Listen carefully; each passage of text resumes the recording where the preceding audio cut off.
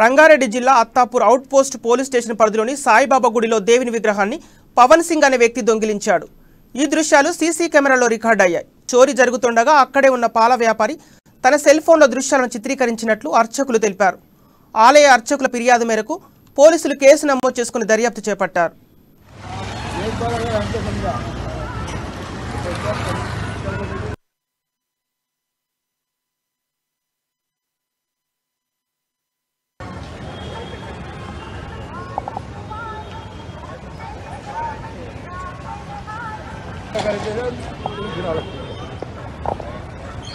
लाभ है ना एक बार अगर हमको समझा